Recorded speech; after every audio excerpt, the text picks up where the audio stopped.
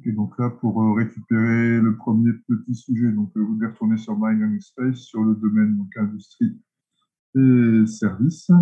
Hop. Donc là, on retourne sur les cours d'introduction au domaine.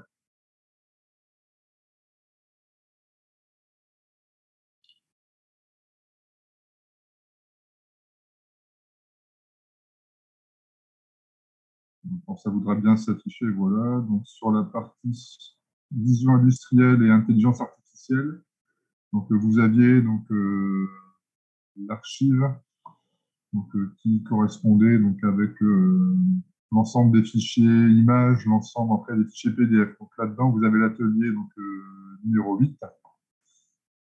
Donc on va le réafficher aussi.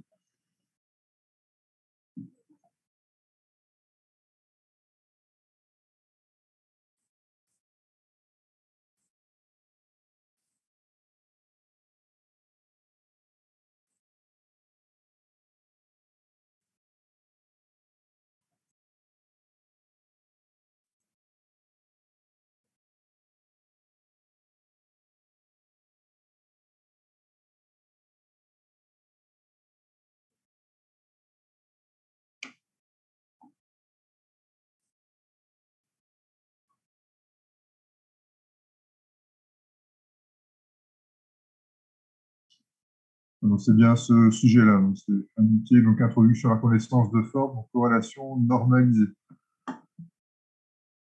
Alors, je vous laisserai relire tranquillement donc, le contenu en fait, sur 5 minutes, mais l'idée, c'est de montrer comment on est capable, avec une méthode qui est plutôt basée sur, je dirais, du calcul on va dire, direct, donc comment on est capable de récupérer, enfin, de repérer l'occurrence d'un motif particulier dans une image.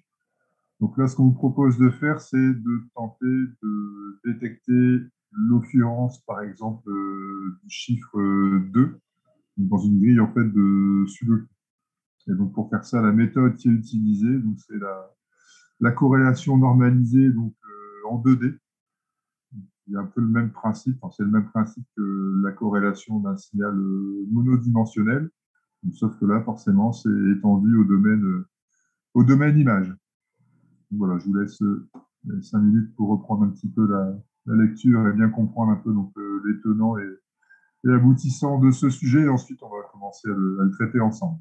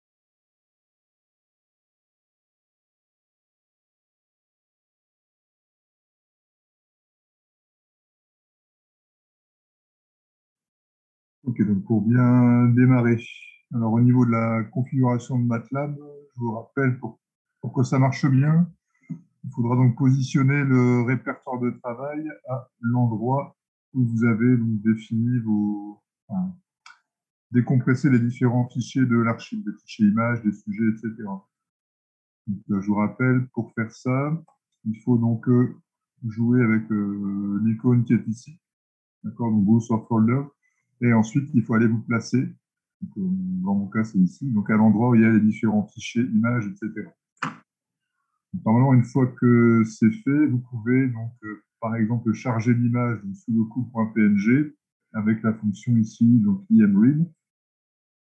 Vous vous souvenez, dans ce cas-là, ça vous retourne donc, une matrice, qui est la manière dont les images vont être stockées avec MATLAB en tant que variable.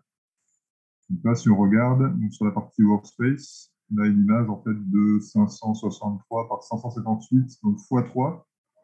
C'est-à-dire qu'il y a 3 canaux, donc on a affaire à une image couleur à vidéo. Okay.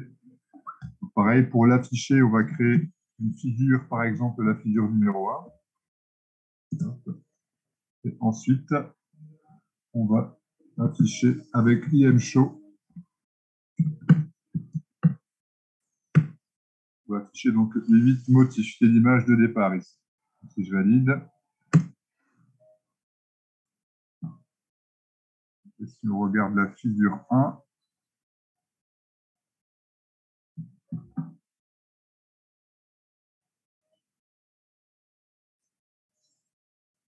voilà. Donc ça, ce sera l'image de départ.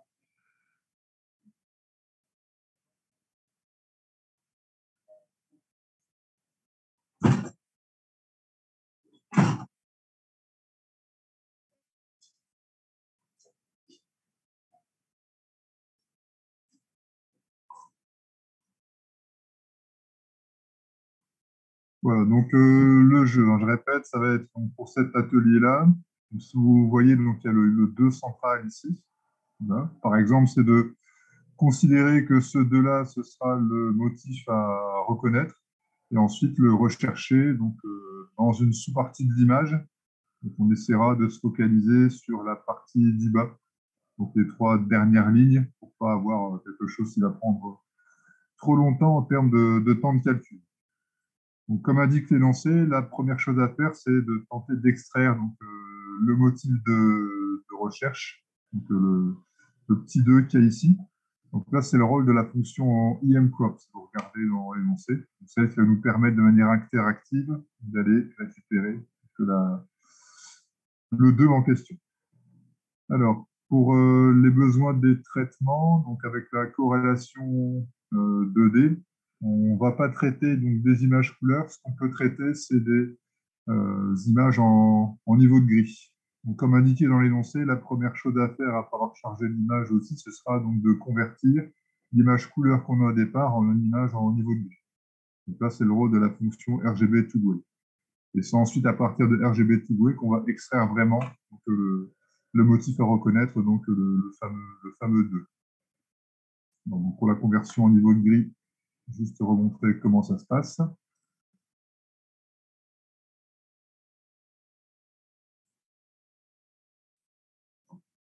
Là, on va faire, donc, par exemple, I8 motif gray égale RGB to gray de I8 motif. Alors, on peut par exemple afficher sur la figure 2. On va faire un imshow I8 motif. Ça donne quelque chose qui est très semblable à ce qu'on avait avant avec l'image couleur. Donc, on voit pas vraiment la différence ici. Donc, c'est à partir de là qu'on peut commencer à faire l'IM-crop pour récupérer la partie intéressante.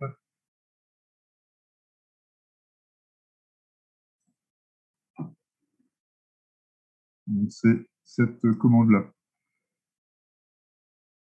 Donc, la petite imagette qu'on va extraire, qui sera une imagette à reconnaître dans une autre partie de l'image, on va l'appeler donc motif. Alors, quand on écrit donc, IMCOP comme ça, donc sans paramètres supplémentaires pour indiquer donc, la taille, la position de la fenêtre d'extraction, ça se fait en mode interactif. Donc, comme indiqué ici, ça se fait à l'aide de la souris.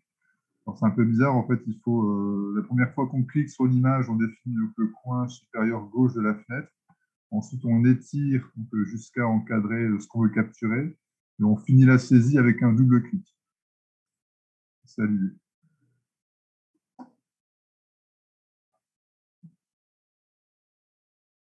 Comme indiqué, hein, donc, effectivement, s'il faut récupérer, c'est dans l'IM-code, c'est le niveau de grille. Hein, c'est comme ça sur l'énoncé. C'est ça qu'il faut récupérer. Vous devez récupérer donc, une sous-image en fait en niveau de grille. Donc, je sais pas ce que j'ai dans l'IM show. C'est 8 motifs gray. C'est un peu vite.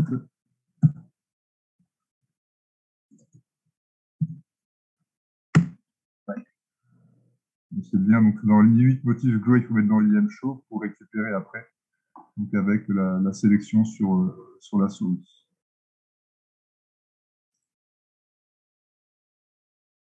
Donc, la commande qui va bien. C'est bien celle avec le gray ici. Voilà.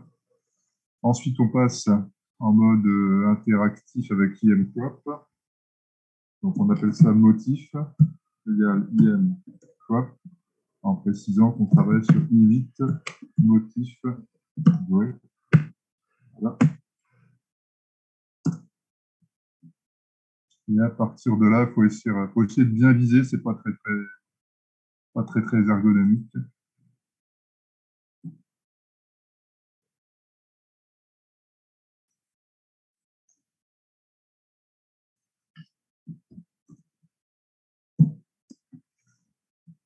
Alors, je vais essayer de viser donc, le 2 qui est au centre. Donc, ce qu'il faut essayer de faire, c'est de ne pas prendre de morceaux de cases autour du 2. Il faut vraiment tenter de se centrer autour du 2 et prendre complètement le 2. Voilà, donc on définit une sorte de petit rectangle. Et quand la saisie est finie, on double-clique. Et ce qui se passe, c'est qu'à partir de là, vous avez donc, la fonction IMCrop qui rend la main. C'est-à-dire qu'on retourne en fait de l'appel à IMCrop depuis la commande Windows. Donc, ça donne quelque chose comme ça.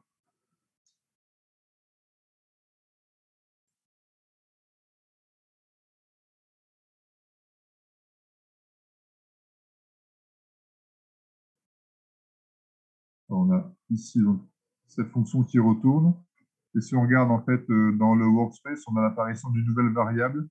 Donc, on vérifie bien. Donc, on va avoir donc, quelque chose par quelque chose en INT8. C'est une petite imagette. Okay. Donc, si je tape motif directement, vous avez donc le contenu de l'imagette motif. Alors, il vaut mieux vérifier donc, qu'on a bien sélectionné quelque chose d'intéressant qui correspond bien au chiffre 2. Donc, on peut l'afficher, donc cette imagette. Donc, je vais faire une nouvelle figure, par exemple la figure 3. Et je vais afficher donc, le motif par un IM show motif. Le 2 que j'ai sélectionné normalement. Alors, ça doit ressembler à ceci.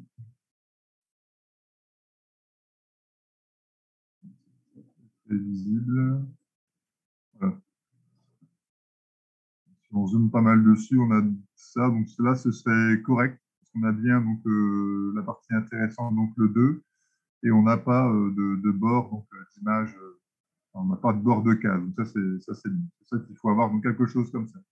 Donc tant que vous n'avez pas quelque chose qui ressemble à ça avec le 2 bien visible, ben, il faut recommencer la manie avec le motif égal IMCrop sur I8 motif bleu.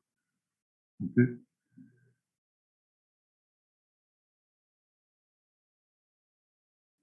Donc ça, ce sera notre motif à reconnaître. Voilà. Ensuite, comme indiqué, l'idée, c'est de tenter de rechercher ensuite ce motif-là dans une sous-partie de l'image. La sous-partie de l'image de recherche, si vous regardez, ça va correspondre à sub8. Vous avez la ligne donc, dans l'énoncé sub8 égale IMCOB de init motif gray. Donc, ce sera la sous-partie de l'image. Je vous conseille de prendre ce qui correspondrait aux trois dernières lignes de la grille dans la conversation.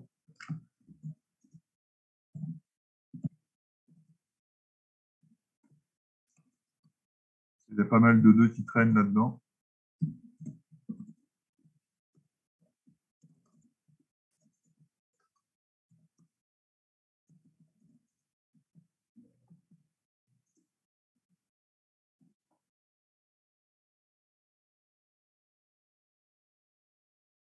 Après, une fois qu'on a ça, on va calculer l'image corrélation. Donc là, c'est pareil, je vous laisse regarder à partir de là, donc de votre côté, donc 5 minutes. Et après, on fait le bilan sur ces deux questions-là. Donc avec sub 8 et l'utilisation de la fonction reconnaître. Bien voir comment ça marche.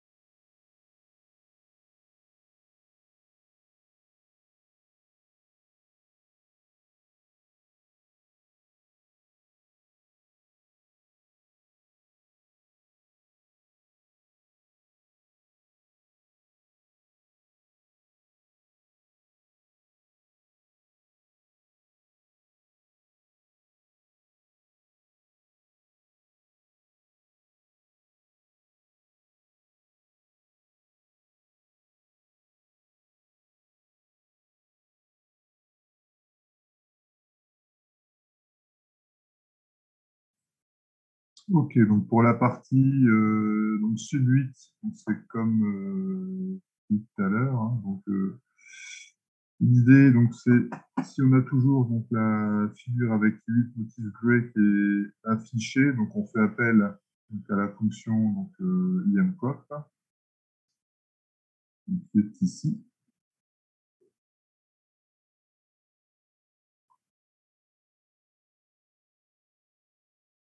Cette partie-là directement.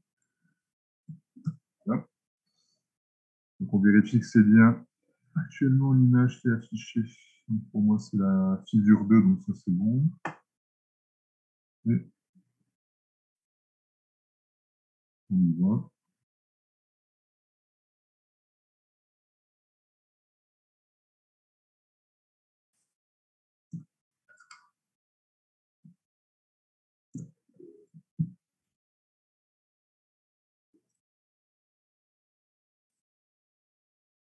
L'idée, c'est vraiment de se focaliser voilà, sur les trois lignes du bas, donc d'ici, par exemple, jusque-là. Et je valide. Donc là, la sous-partie de l'image que j'ai prise, maintenant, s'appelle Sud 8. Donc, pareil, on peut le vérifier en termes de sélection. Moi, je peux refaire la figure numéro 4. Et je peux montrer ce qu'on a sélectionné avec un IM show.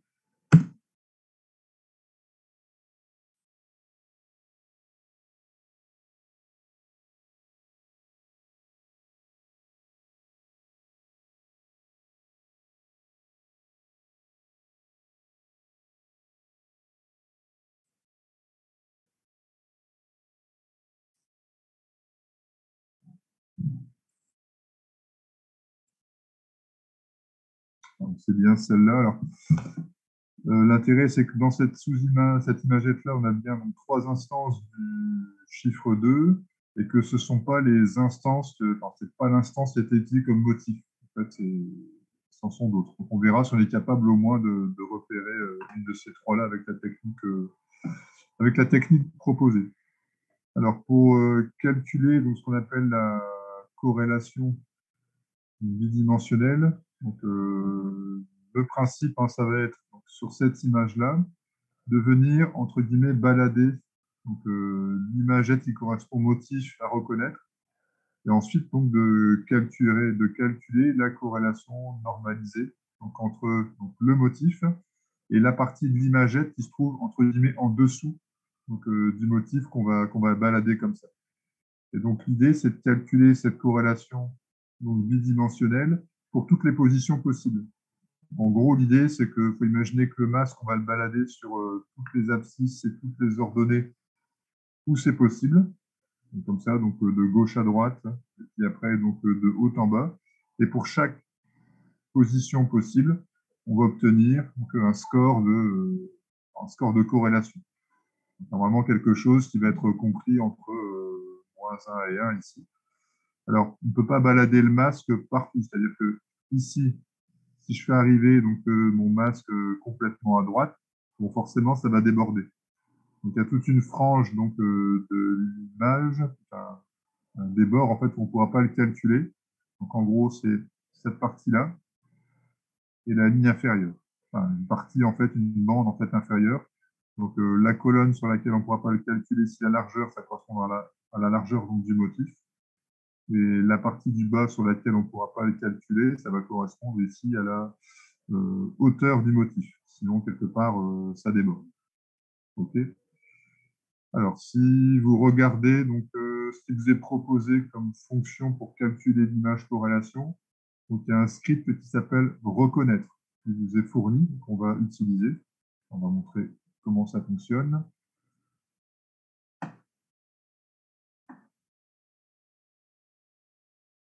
Donc, normalement, si vous êtes dans le bon sous-répertoire, quand vous regardez dans la partie current folder, vous avez ici donc, quelque chose qui s'appelle reconnaître.m. C'est un script MATLAB, et donc ce script contient une fonction. On peut regarder un peu comment ça marche. Donc, pour l'éditer, on peut faire un clic droit et faire Open. Et donc, ça nous ouvre sous MATLAB donc une fenêtre d'édition. Alors, c'est un code assez, je dirais, naïf, entre guillemets, mais bon, ça mérite d'être à peu près clair.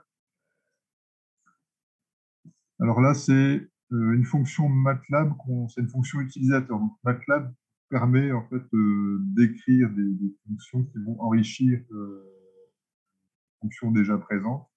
Alors, comment ça marche? Alors, vous avez déjà la possibilité de mettre des commentaires. Des commentaires en MATLAB, ça commence par le caractère %. Donc, si la ligne commence par %, donc tout le reste de la ligne ici va être ignoré. C'est toujours intéressant d'en mettre pour se rappeler pourquoi on a écrit telle ou telle chose. Et ensuite, pour écrire une nouvelle fonction MATLAB, ben, vous commencez la ligne par un mot-clé, donc function. Ça correspondrait en gros au def donc, en Python. Ensuite, on met entre crochets donc, la liste des variables, des objets donc, qui vont être retournés par la fonction. Donc là, ce qu'on voudrait retourner, c'est l'image corrélation qu'on va appeler ici donc, inCore. Okay. Donc, on pourrait retourner, comme sous Python, justement, plusieurs variables en fin d'exécution en les séparant par des virgules. Donc, on a la liste en fait, des objets retournés par la fonction. Donc, ensuite, on met égal et le nom de la fonction, enfin, le nom qu'on lui donne. Et ensuite, après ce nom, entre parenthèses, la liste donc des paramètres, en fait, des objets paramètres passés à la fonction, séparés par une virgule. Okay. Donc là, les deux choses qu'on va passer à notre fonction reconnaître, c'est d'une part l'image dans laquelle on doit rechercher. Ce serait pour nous grand sub 8 quand on l'appellera. Et ensuite, donc, ce qu'on doit rechercher. E-target, pour nous, ça correspondra à motif donc, au niveau de l'appel.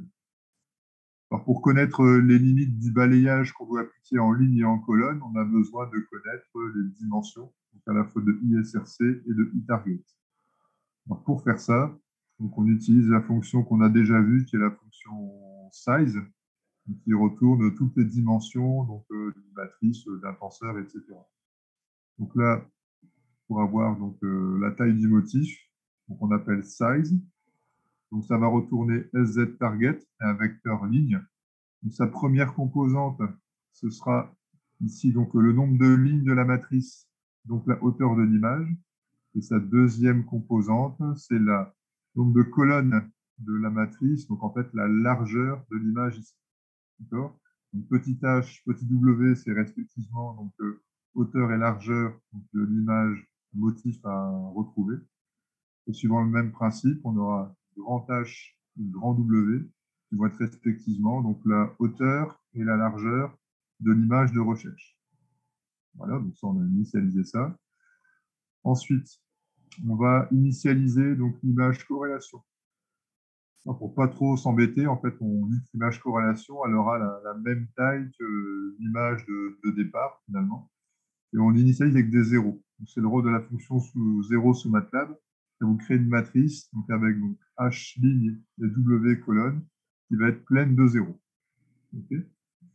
Et ensuite, pour balader, comme on a décrit tout à l'heure, l'image motif au-dessus de l'image de recherche, comme on doit balayer en ligne et en colonne, en fait, on a donc ici deux briques, deux boucles imbriquées. Voilà. Donc là, on va commencer à balader donc, en X sur l'image, donc en colonne sur la matrice. Et ensuite, on balaye donc en ordonnée sur l'image, donc en ligne sur la matrice. Alors là, on calcule e-test, mais quand on regarde, ça ne sert à rien, en fait, parce qu'on le fait aussi derrière. Donc e-test, ça correspondrait ici à la sous-partie de l'image qui va se trouver en dessous donc, du motif à retrouver pour une position donnée. En fait, là, avec l'opérateur 2 points, si vous vous rappelez, c'est un opérateur de découpe. Hein. On va prendre donc, dans l'image de départ, dans la matrice correspondante, donc, les lignes tirées de la ligne I jusqu'à la ligne I plus H-1 et la colonne tirée de la colonne J jusqu'à la colonne J plus petit w-1. Okay. Et ensuite, on appelle la fonction imcore, donc en calculant la corrélation 2D entre finalement donc, ce qui correspond ici à e-test et notre image motif. Okay. Alors, sous MATLAB, on termine une boucle avec un N. Donc là, c'est le N pour la boucle for I, et là, c'est le N pour la boucle for J. Et là, pour s'y retrouver, on affiche la valeur donc, de J pour avoir un petit indicateur de progression. OK. Donc, normalement, si vous êtes donc, dans le bon sous-répertoire, si vous avez fait donc, ces différentes manips comme précédemment, donc, pour calculer l'image corrélation, on a juste à appeler notre fonction. On va dire que corps, si je veux respecter l'énoncé, c'est ça, c'est iCore. On appelle notre fonction reconnaître. Donc, on doit reconnaître donc, dans sub8, on doit calculer donc, la corrélation donnée entre sub8 finalement et le motif à reconnaître. On peut mettre un point-virgule et là on verra la progression de la recherche du calcul qui est fait. Donc là c'est la valeur de J qui défile. Voilà, donc là il a fini. Et donc il a calculé donc, notre image corrélation. Voilà. Alors cette image donc, corrélation, on peut tenter donc, de l'afficher. Ça ne va pas donner grand-chose. On va essayer. Sur la figure 5, par exemple. Donc, il y a le show. Or.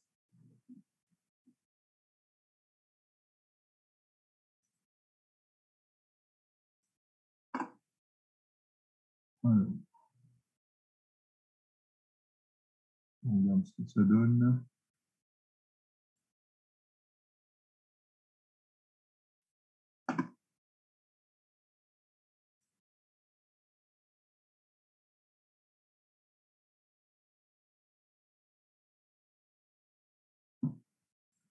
Ça, c'est l'image corrélation traitée comme une image en niveau de gris.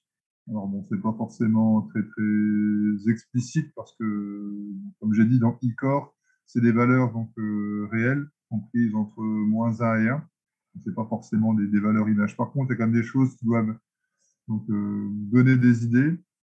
C'est si on pense à ce qu'est une image en niveau de gris, par exemple, donc, normalement, les points les plus brillants, ça va correspondre aux valeurs les plus élevées. Donc, dans cette image-là, on voit qu'on a des petits points brillants. En fait, ça localise normalement les valeurs de corrélation élevées. Donc, si on regarde bien, ici, j'ai un point brillant, donc un point brillant, après donc, des points brillants ici et là. Normalement, c'est les positions pour lesquelles, en fait, quand on vient placer l'imagette du motif à reconnaître au-dessus de l'image dans laquelle il faut chercher donc, ce motif, ben, ça correspond aux positions pour lesquelles on a des valeurs donc, élevées du score de corrélation. Donc, normalement, ce seraient les valeurs, enfin, les positions pour lesquelles on devrait avoir quelque chose qui ressemble à un 2. OK. Ça, c'est une première manière donc, de voir les choses. Après, on peut aussi donc, regarder cette image corrélation en tant que surface. Donc, ça, on l'avait fait aussi avec la fonction mesh. Donc là, on peut aussi regarder ce que ça donne avec un mesh. Pareil sur iCore.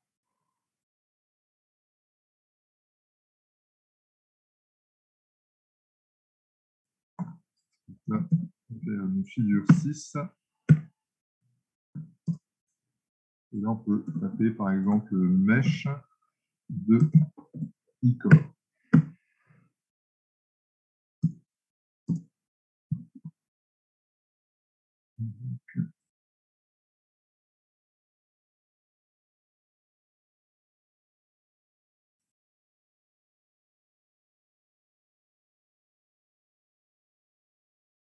Donc, on voit bien ici en 3D. Ça va grandir un peu ça. Voilà.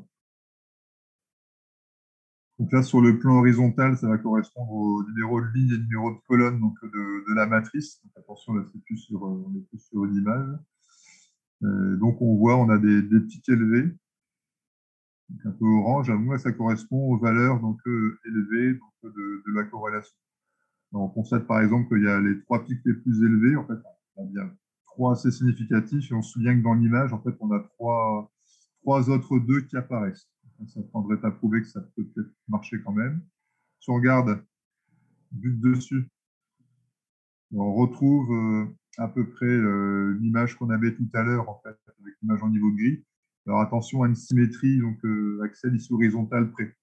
En fait, ce qui se passe, c'est que là, on affiche les indices de lignes et de colonnes. Donc, ça conduit finalement à changer le sens de l'axe Y. Donc, si on faisait l'image miroir, en fait, suivant X, donc, de cette image-là, on retomberait sur quelque chose qui ressemble à l'image en niveau de gris qu'on avait tout à l'heure. Okay. Bon, il semblerait que la démarche est peut-être pas si stupide, que ça peut peut-être marcher quand même.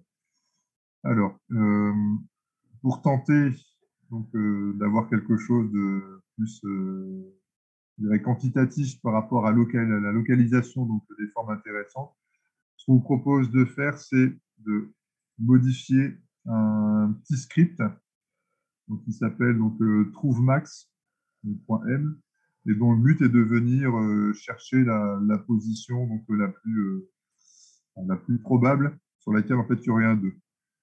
On veut retrouver en fait la position du maximum de corrélation donc, dans l'image I-core pour tenter de voir si ça correspond effectivement à la position donc, du motif, donc le 2, qu'on cherchait à retrouver donc, dans l'autre image. Alors, là, on vous demande de modifier un petit peu le code. C'est pas méchant. Hein, donc, ici, alors si vous ouvrez donc, TrouveMax, il doit être aussi dans votre environnement donc, de TP. Voilà. Donc ça, hop, on l'a pas vu. Ici, il faut réussir à le compléter. Voilà. Donc, ce que va faire TrouveMax, alors, comme tout à l'heure, c'est une fonction. Donc, il va vous retourner cette fois-ci donc, trois choses.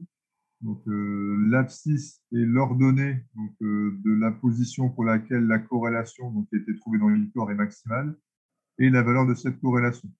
D'accord. Donc, tout simplement, ça va consister à balader donc, ICOR pour rechercher donc, le max de sa valeur et la position de ce maximum. C'est vraiment pas compliqué. Alors, au début, on a une phase d'initialisation. Donc, on initialise x à 1, y à 1. On considère que l'initialisation, le maximum de corrélation, c'est pour cette position, donc dans l'ICOR, première ligne, première colonne. Ensuite, on récupère donc la taille de ICOR pour savoir en fait quelles sont la largeur et la hauteur, pour connaître les limites des bornes d'itération. Et ensuite, tout simplement, on va rechercher donc, ici, donc en colonne et en ligne, donc la valeur maximale donc, de la corrélation et tenter de mettre à jour les valeurs de x et y. Donc, dans votre fonction, à la fin de l'appel, ça va vous retourner le x, le y et la valeur du maximum de corrélation de ICOR. OK. Je vous laisse regarder ça donc 5 minutes de votre côté. Et ensuite, on fait le bilan, on regarde si ça marche bien.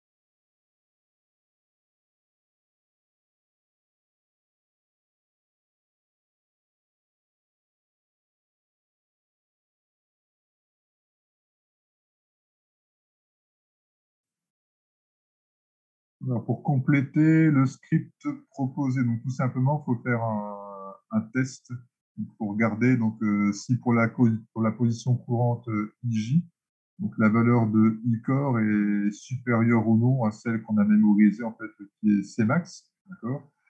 Et donc, si c'est le cas, si elle est bien supérieure, on met d'une part à jour Cmax avec cette nouvelle valeur, et on vient mémoriser donc, dans X et Y les valeurs adéquates pour la colonne et la ligne.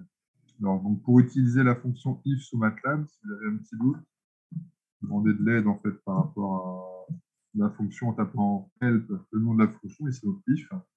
Et là, on voit que voilà, sous MATLAB, donc les tests, c'est une structure de contrôle qui fonctionne à peu près comme sur les autres langages. Donc c'est if, donc la condition. Donc là, par exemple, on a une égalité de comparaison entre grand T et grand J en fait dans l'exemple. Ensuite, on tabule. C'est pas obligé, mais à la ligne suivante, ça va correspondre donc, au code qui est exécuté si la condition est réalisée. Ensuite, on peut intégrer des alternatives de type else if ou else. Et la fin du bloc de contrôle, comme on dit, donc if, on se termine par un end. Okay, donc c'est délimiter en fait ces tests entre if et ensuite donc le end qui est ici. D'accord. Et donc, si on complète pour nous, donc, tout simplement on doit faire donc, si donc, le i-core donc à la position i, donc, i colonne j, donc il est plus grand que la position maximale, la corrélation maximale qu'on avait mémorisée. Dans ce cas-là, Cmax, la nouvelle corrélation maximale, c'est celle qui correspond aux coordonnées, enfin, à la ligne et à la colonne courante, IJ. Et ensuite, on vient mettre à jour donc, X et Y. Alors là, on fait attention, on se rappelle que X, ça correspond au numéro de colonne, donc ce sera J. Et quant à Y, ça correspond au numéro de ligne, donc ce sera I. Voilà. Normalement, ça doit suffire. Hein. Donc, MATLAB sait qu'il doit retourner X, Y et Cmax, donc grâce au nom qu'on a donné ici, donc dans les variables à retourner. Donc, on fait cette modification-là, juste un test, et ensuite, fonction du test, mise à jour de Cmax, de X et de Y. Et ensuite, c'est bon. Pour que ça marche, il ne faut pas oublier de sauvegarder. Donc, je sauvegarde cette valeur-là, dans cette version-là de TrouveMax. Et ensuite, il n'y a plus qu'à appeler la fonction. Pour appeler la fonction dans ce cas-là, comme elle retourne plusieurs variables, on les met entre crochets. Donc, on va dire xmax, ymax, et donc cmax, cmax comme ça. Et trouve max, appliqué, donc ici à icore qu'on a calculé. Voilà, donc je ne mets pas de point-virgule pour qu'on voit le résultat s'afficher. Alors je fais une bêtise. 2 R, 1 O. Je sauvegarde. C'est reparti. Voilà. Donc là, il me dit que la corrélation maximale qu'il a trouvée en fait dans iCore, c'est pour l'abscisse pixel 196 d'ordonnée 18 avec un score de 0,9.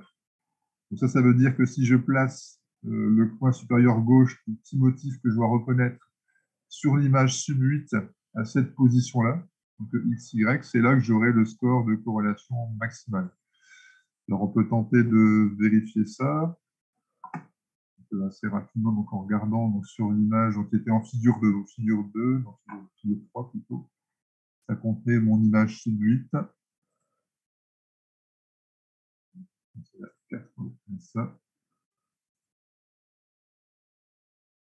Normalement, alors dans cette image-là, donc pour l'abscisse, donc 196 dans les 18, c'est là qu'on doit avoir ici la plus grosse corrélation. Donc là, je vais utiliser un datatif, par exemple. Là, je le place pour l'instant au hasard.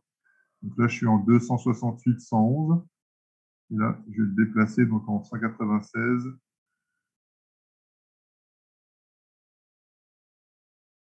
196, 18. Voilà. Donc en gros, si je fais coïncider en fait la petite imagette que j'avais capturée, donc le 2 à cet endroit-là, donc en dessous de ça, je dois bien avoir un 2. On peut vérifier. Ça, on l'avait vu. Donc on voit bien qu'effectivement, en fait, de là à là, c'est à peu près la taille que j'avais prise, on retrouve bien un 2. OK. Donc là, après, donc, le score de corrélation est de 0,9. C'est un score de corrélation qui est quand même assez élevé. Donc, alors la morale, en fait, sur cette partie-là, c'est que c'est une méthode qui marche quand même pas trop mal. Donc là, on s'est juste contenté de retrouver la plus grosse correspondance. Et si on les avait classés, en fait, on aurait trouvé aussi, donc, je pense, les instances restantes avec des scores un petit peu plus faibles. Donc c'est une méthode qui marche plutôt bien. Et, par contre, il faut des conditions donc d'éclairage qui soient assez bien maîtrisées. Il faut quand même que ce soit fort ressemblant. Parce qu'assez rapidement, les scores de corrélation, ils auront tendance en fait à baisser. Okay. Et pour que vraiment ça marche bien, il faut avoir des scores de corrélation un peu comme celui-là, à partir de 0,9, etc.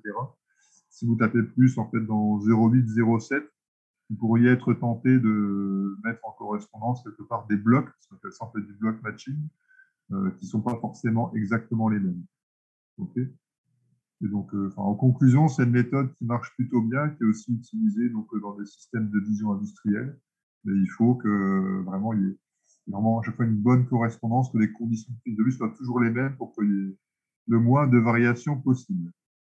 Voilà. Donc, ça, c'est une première approche de reconnaissance de forme par block matching. Donc, une autre approche qui est directement liée à tout ce qui est, je dirais, IA, c'est l'utilisation de vecteurs de caractéristiques. Alors là, donc, c'est l'atelier numéro 9. Alors, pour l'atelier numéro 9, il faut aller récupérer la version à jour sur My Space. Donc, j'ai modifié un petit peu par rapport à ce qu'on a pu voir ensemble en présentiel. Donc là, vous allez donc sur My Learning Space et vous récupérez donc, le fichier de l'atelier numéro 9, nouvelle version. Et j'y ai aussi adjoint des nouvelles images qu'on va utiliser pour justement construire les différents vecteurs de caractéristiques. Alors, je vous montre juste où c'est. On ne fait pas dans l'unité.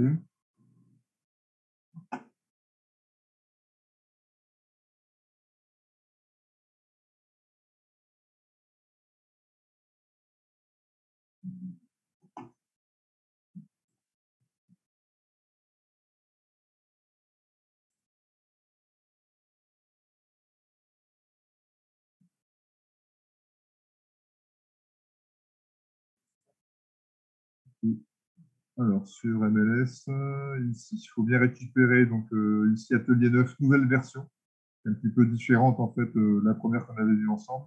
Et surtout après, donc, les nouvelles images qui sont dans cette archive-là. Donc, ce que je vous conseille de faire, c'est une fois qu'elles sont extraites, c'est essentiellement des images JPEG, c'est d'aller donc les placer au même endroit que le répertoire de travail MATLAB qu'on utilise pour l'instant. Vous les directement donc, tout sous la main. Okay. Je vous laisse 5 minutes pour préparer tout ça. Et ensuite, on regarde ce qui est demandé.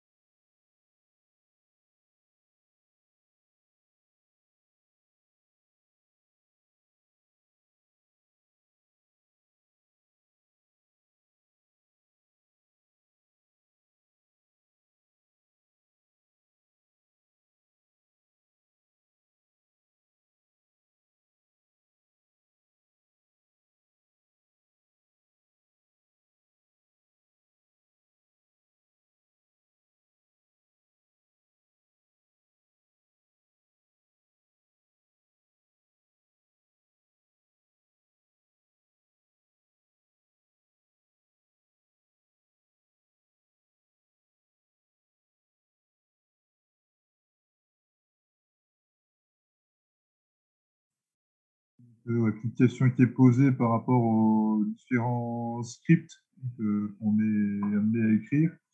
Donc, ce qui se passe, hein, vous avez sur MATLAB donc la partie gauche, donc current folder. Donc, c'est là où MATLAB va aller chercher donc, les fichiers qu'on lui demande par défaut. Donc, c'est en fait à vous de bien positionner donc, ici, donc, sur la partie de travail avec le bouton de navigation là, ici, au bon endroit. Et donc, quand vous allez écrire, par exemple, la fonction max ou n'importe quelle fonction qui puisse être la vôtre, hein, mettons la fonction machin, quand vous allez appeler donc, la fonction, par exemple, ici, voilà, je vais max. Alors, qu'est-ce qui va se passer? Alors, une fois que vous appuyez sur Entrée, MATLAB va rechercher donc, dans le current folder donc, un fichier .m donc il va porter le même nom que la fonction. Donc là, si j'appuie sur Entrée, il va chercher donc à gauche, ici dans le current folder, le fichier prouvemax.m. Ensuite, le charger et l'exécuter en fait en tant que fonction. Monsieur, excusez-moi, Ouais. on voit votre écran sur My Learning Space. Ah, Enfin, ok. Autant pour moi. Je recommence.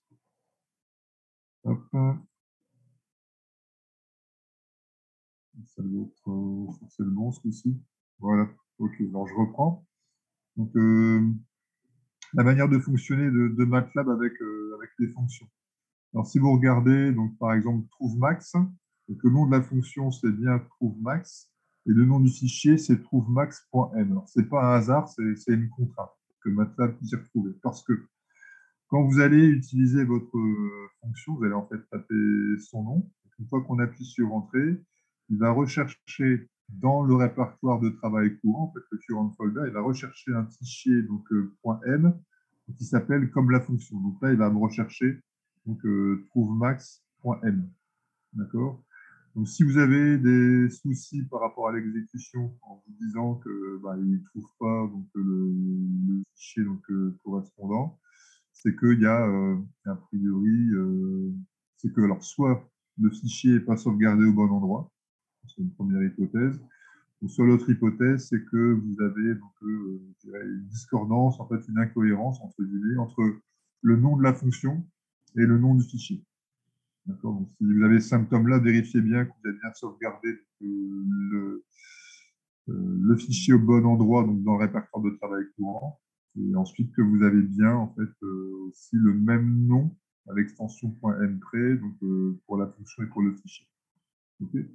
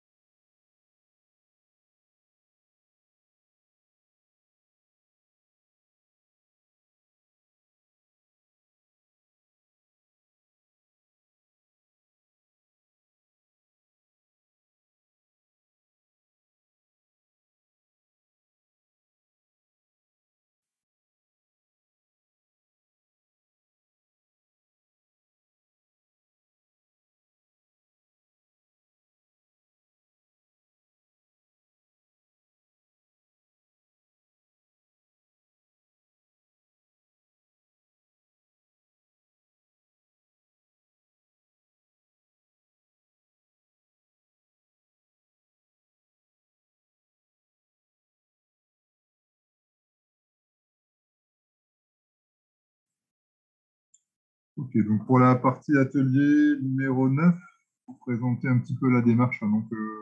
Alors, la démarche précédente, c'était plutôt sur du calcul assez direct, hein, vraiment très numérique, la corrélation finalement. Là, on va plus se rapprocher de ce qui correspondra à de la reconnaissance de forme. Alors, la philosophie est la suivante. Quand on va regarder un objet, finalement, géométriquement, on va pouvoir extraire des caractéristiques particulières qui vont être liées à sa taille, son caractère plus ou moins allongé, à sa régularité, etc. Donc, on va tenter de quantifier ces différents aspects à travers de mesures, de grandeur, de caractéristiques auxquelles on pourra associer une valeur. Donc, on va tenter de quantifier tout ça. Donc, l'idée, c'est de dire si je considère un ensemble de n caractéristiques auxquelles je peux attribuer une valeur, finalement, les objets, on peut le représenter par des points ou des vecteurs dans un espace n dimensions. Et le parti pris, c'est de dire que si les objets entre eux se ressemblent suffisamment, ils vont être regroupés à peu près dans un même point de cet espace. Donc on devrait voir apparaître des nuages de points un petit peu homogènes dans cet espace de représentation qui correspondrait aux différentes classes d'objets. Okay. Donc, le but de ce petit sujet, c'est de regarder sur un cas entre guillemets simple, quel type de caractéristiques on peut utiliser, alors toujours dans un contexte de vision industrielle. Les caractéristiques qui nous seraient proposées là, c'est des caractéristiques d'un système de vision qu'on trouverait sur une ligne de production pour le contrôle automatique ou autre, est capable d'extraire. Alors, l'image de départ que vous devez utiliser, elle s'appelle donc tous les objets.jpg. Donc, comme indiqué, elle contient différentes sortes d'éléments. Vous allez trouver des disques, des écrous, des rondelles, des entretoises, des sphères, donc tout ça en plastique blanc et sur un fond noir, histoire d'avoir des conditions d'acquisition qui soient sympas. Donc, ce que vous devez commencer par faire, c'est déjà afficher cette image pour bien donc, regarder. Et ensuite, essayer de réfléchir à des opérations de binarisation. C'est essentiellement donc, cette partie-là, c'est-à-dire à partir de cette image qui est l'image couleur, comment réussir à, comme on l'avait vu avant, à simplifier donc, le contenu pour faire apparaître une image en noir et blanc qui préserve au mieux la structure des différents objets présents et qui, si possible, élimine donc, les sources de bruit et d'imprécision avec les différents traitements qu'on a pu voir. Ok, voilà, je laisse regarder ça. Donc, 5-10 minutes pour cette question-là qui est importante. S'il y a des petites questions, n'hésitez pas à les poser dans la fenêtre de conversation. Je vais justement vous recharger l'image pour vous montrer donc, la tête qu'elle a, de ce dont on parle.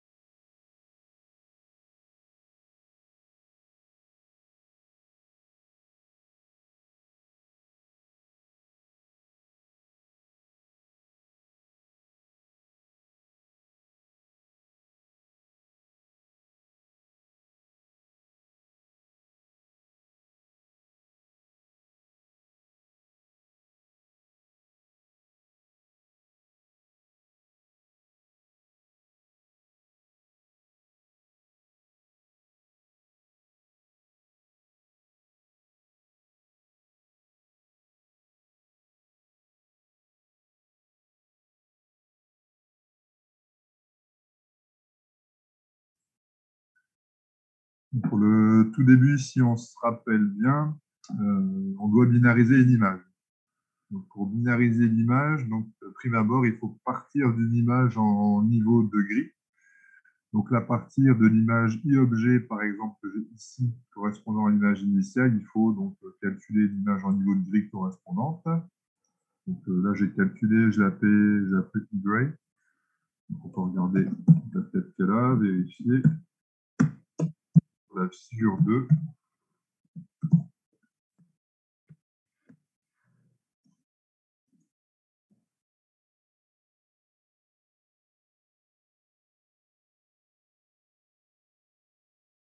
Donc là, on retrouve bien, sans surprise, l'image correspondante. Alors maintenant, si vous vous souvenez bien, pour binariser l'image, on doit donc définir un seuil. Okay, donc ce seuil, si vous vous rappelez, on va tenter de l'évaluer grâce à l'histogramme des niveaux de gris.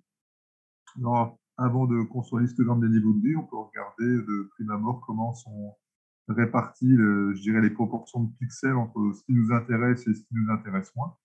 Donc, nous, ce qui va nous intéresser, c'est essentiellement donc, les parties très blanches des différents objets à reconnaître. Ici, les sphères irrégulières, donc les vis, les écrous, etc.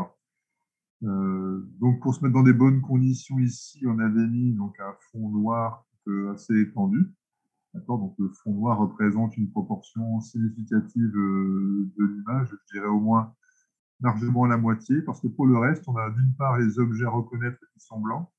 On a aussi donc encore un petit peu les bords de la feuille qui avaient été utilisés, donc qui sont blancs aussi, donc qui sont quand même assez nombreux. De même que la table, qui apparaît comme étant gris clair. Donc normalement, on devrait voir apparaître deux populations de pixels dans l'histogramme, assez équilibrées. Donc une plutôt donc, très claire, d'un niveau de gris très haut, et l'autre avec un niveau de gris donc, beaucoup plus bas. Alors pour vérifier ça, donc on construit l'histogramme, si vous vous rappelez bien. Donc on va rappeler comment ça fonctionne.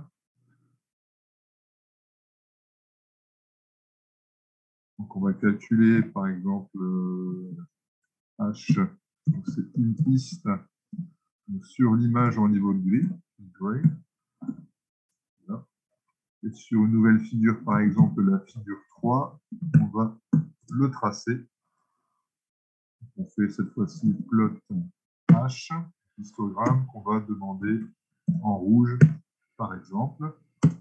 Voilà. Et donc, si on regarde l'allure de cet histogramme,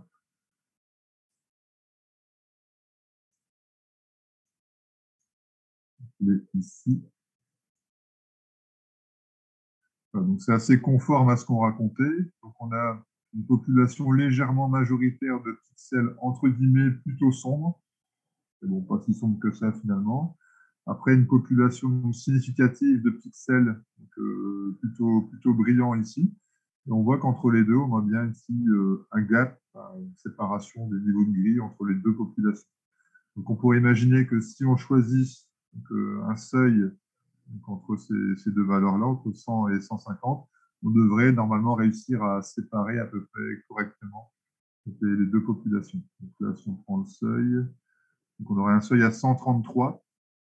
C'est ce qu'on va utiliser pour justement binariser.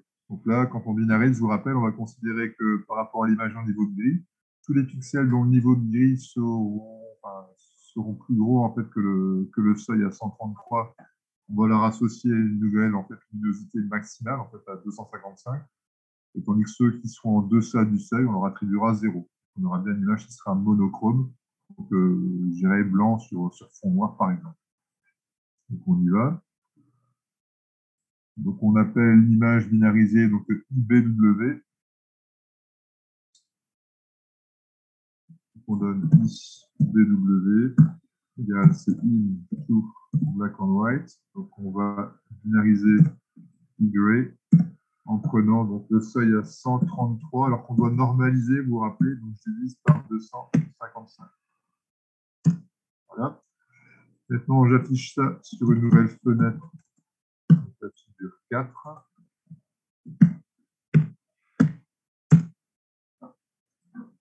Et on va regarder si on a bien quelque chose de sympa.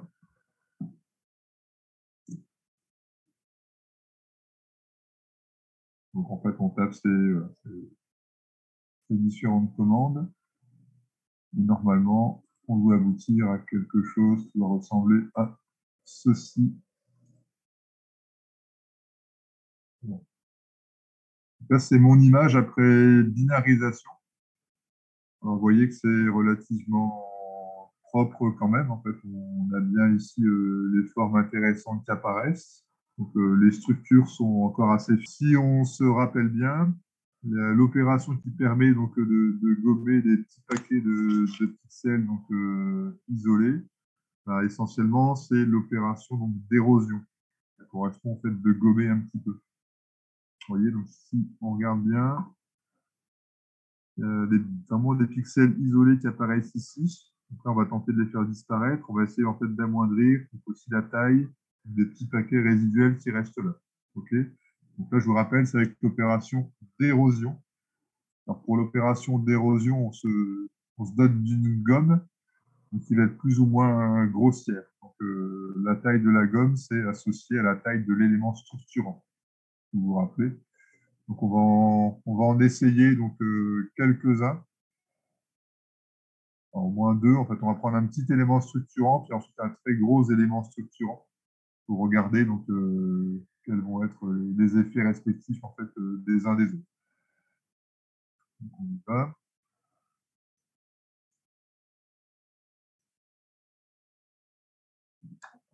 Ici, donc, pour résumer, en fait, on réalise l'opération d'érosion. Ça, c'est pour éliminer donc, les paquets de pixels isolés.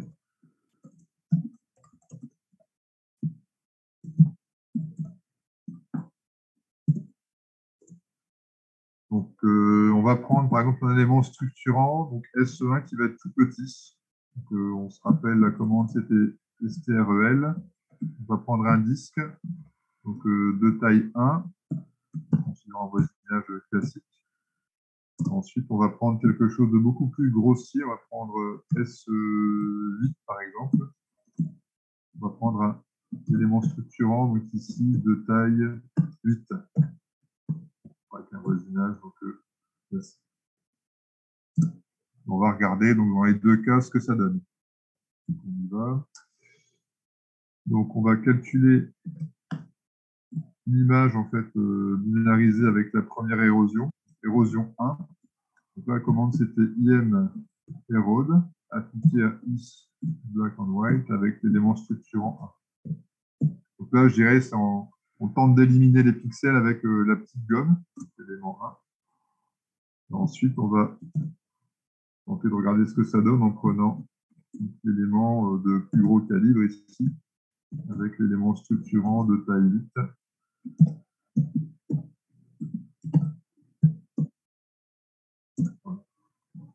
Donc, on va comparer les deux images obtenues. Donc, par exemple, sur la figure 5, je vais afficher donc, la première érosion avec l'élément de petite dimension.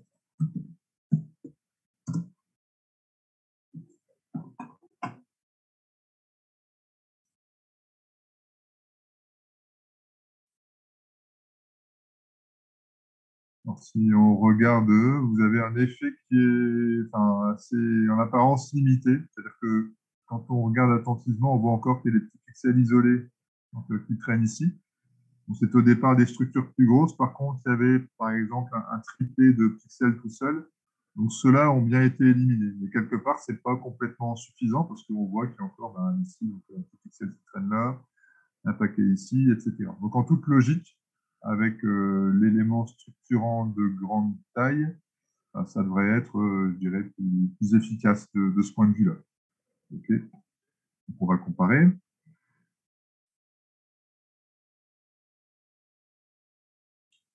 Donc là, sur la figure 6, on va afficher l'érosion avec l'élément structurant de taille, donc ici 8.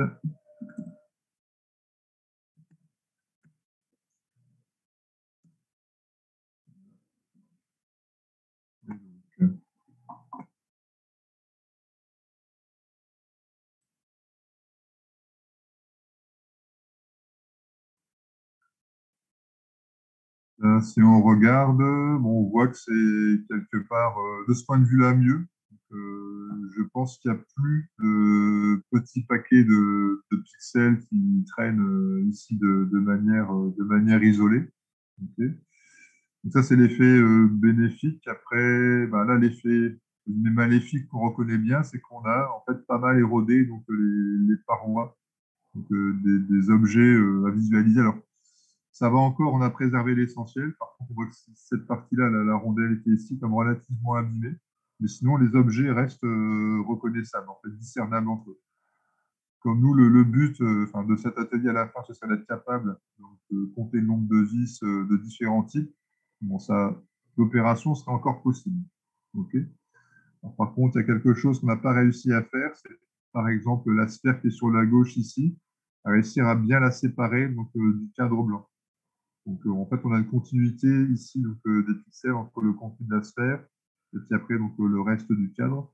Donc, ça pourra gêner par la suite. Donc là, typiquement, c'est parce que l'image était mal acquise. Il aurait fallu donc, centrer un peu mieux pour faire en sorte que cette sphère-là en fait, soit pas trop en contact avec le bord de champ. On peut imaginer qu'on partirait donc, de cette image-là malgré tout. C'est quand même pas trop mal. Alors, le problème qu'on a pour l'instant au niveau reconnaissance de forme, c'est que pour l'instant, on n'a pas établi de relation de connexité entre les pixels, c'est-à-dire qu'ils ne sont pas regroupés. Du point de vue informatique, on a finalement des pixels animés, des pixels éteints, et c'est tout. Il n'y a pas de relation de regroupement par forme, etc., etc. Donc, l'idée de structurer, enfin, la structuration d'image, donc elle va être réalisée par les fonctions suivantes qui vous sont en fait demandées donc, d'appliquer ici. Voilà. Donc là, on a une image qui est utilisable, par exemple. Donc à partir de là, on va faire appel au groupe de fonctions qui est ici. Okay. Donc, ce groupe de fonctions qui est ici, ben, justement, ça doit aider à structurer un peu le contenu. Donc là, l'idée, c'est de les essayer, puis après, d'essayer d'interpréter aussi différentes grandeurs qui vont être retournées. Okay. Donc, je vous laisse regarder ça de l'autre côté 5 minutes.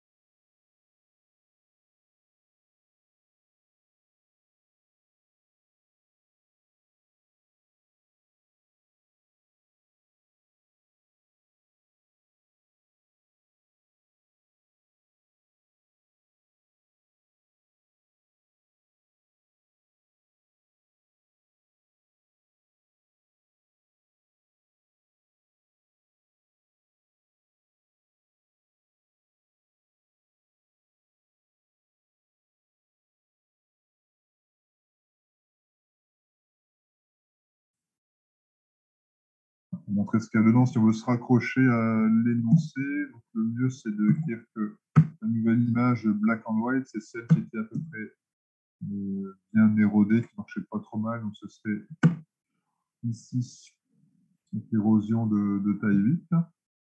Voilà. Et ensuite, on va appliquer les différentes fonctions telles qu'elles apparaissent dans l'énoncé. Tout d'abord, BW label. Donc, on aura label, zones, c'est BW label, BW et 8. Alors 8, ça correspond à la connexité qu'on utilise en fait par rapport au pixel. Donc on travaille en fait en connexité 8, c'est-à-dire qu'un pixel donné donc dans l'image noir et blanc, on va regarder donc ses 8 voisins. Donc il y a les 3 de la ligne du dessus, en fait 3 de la ligne du dessous, et en fait celui de gauche et celui de droite. Et l'idée, c'est de dire que pour le pixel en cours, si en fait il y a un de ses voisins donc, qui est entre guillemets abîmé, bon, on associe donc les deux pixels donc, considérés donc, dans le même groupe de pixels, un même paquet de pixels qu'on appelle un blob. Et comme ça, de manière itérative, l'idée, c'est de réussir à regrouper donc, les paquets de pixels connexes entre eux pour former donc, ce qu'on appelle des blobs. Okay, donc, si je valide la fonction, voilà. Ben, on va retrouver par exemple NBZone, si je regarde ce que j'ai, il m'annonce 56. Donc 56, c'est le nombre de paquets de pixels connexes qu'il a réussi à construire par rapport à l'image noir et blanc qu'on avait. Ok, donc ça c'est clair. Ensuite, alors e-label, qu'est-ce que c'est? C'est une image avec les labels des groupes de pixels. C'est-à-dire que, imaginez donc une image en noir et blanc, et cette fois-ci, au lieu d'avoir donc je dirais 1 ou 255, donc un pixel allumé, on va mettre le numéro du groupe de pixels auquel il appartient. Par exemple, tous les pixels en fait, du premier groupe auront comme valeur 1. Et les pixels du fond, ils vont conserver en fait la valeur 0. Donc, tous les pixels donc, du groupe 54, leur valeur, ce sera en fait 54, et ainsi de suite. Okay. Alors, les autres fonctions qui sont proposées, elles sont là enfin, pour rendre ça un petit peu plus donc, je dirais, visuel, quelque part. En particulier, donc, l'appel à la fonction segment. Alors, l'idée de segment, c'est de faire apparaître les différents groupes de pixels avec des valeurs différentes pour qu'on puisse voir effectivement quels sont les regroupements qui ont été effectués. Donc là, on peut faire l'appel, donc segment égale le label tout RGB.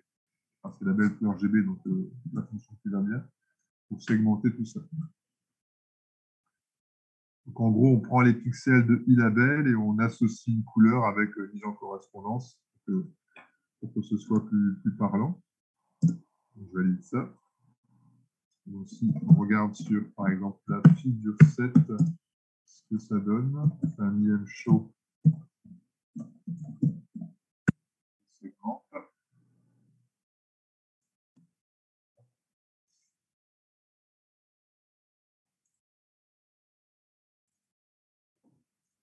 Voilà ce qu'on obtient.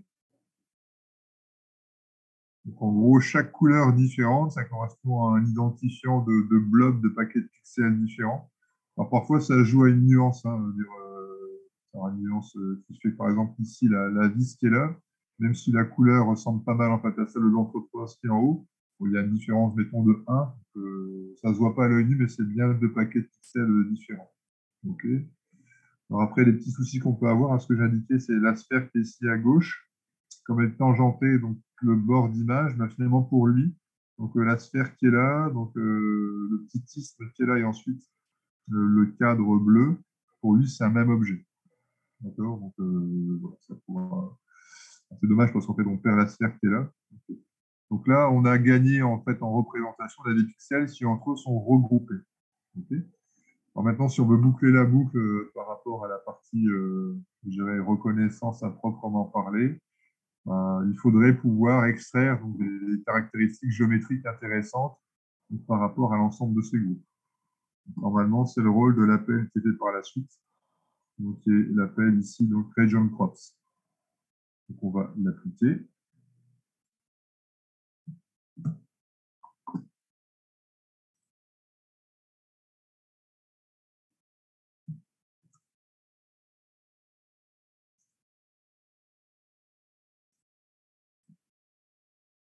Donc là, on fait l'appel donc, à Region Props, donc, qui part de e-label, c'est l'image label qu'on avait calculée donc, au départ.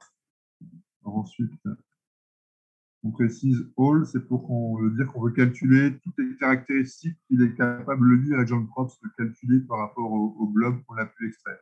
Okay. Après, donc stat, c'est l'objet correspondant qui va être issu donc, de ça. Donc, je valide.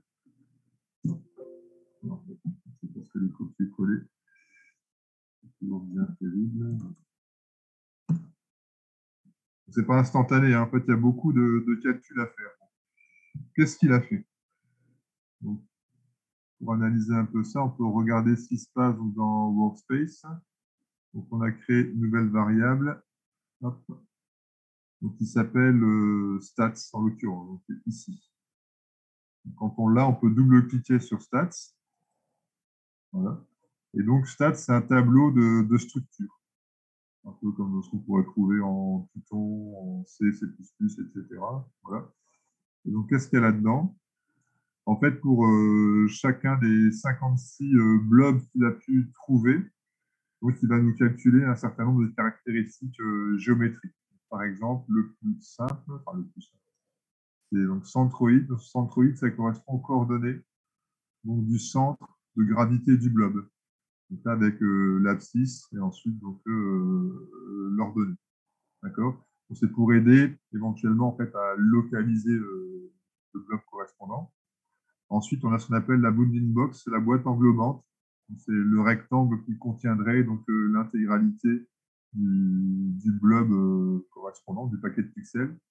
C'est donné avec ici coordonnées du coin supérieur gauche, ensuite largeur et hauteur. Voilà, donc ça c'est plutôt des pour localiser grossièrement en fait avec centre des bounding box en s'en sort. Après, si on veut plus d'informations sur la manière dont les pixels sont répartis donc, dans le blob, il faut imaginer qu'il va tenter de les enserrer dans une ellipse allongée.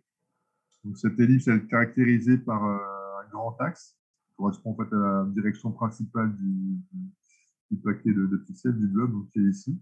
Donc, il y a le grand axe. Et vous avez le petit axe. Donc là aussi, ça peut renseigner sur la géométrie donc, du blob utilisé. Voilà. Et après, donc, si on va plus finement sur la forme, vous avez donc l'excentricité. Donc, ça peut permettre, je dirais, de donner une information sur le caractère plus ou moins circulaire régulier du blob. Donc, vous avez donc, ici donc, cette valeur d'excentricité qui apparaît. Donc, on a par exemple des choses qui sont très proches de 1. Donc, ce sera plutôt donc, des formes sphériques ou discoïdales qui auront en fait cette caractéristique. Par contre, si on s'intéresse plus en fait, à des formes allongées comme des vis, justement, elles vont être caractérisées par des valeurs assez basses de l'excentricité. Ce serait un premier point qui permettrait donc, de distinguer les éléments entre eux.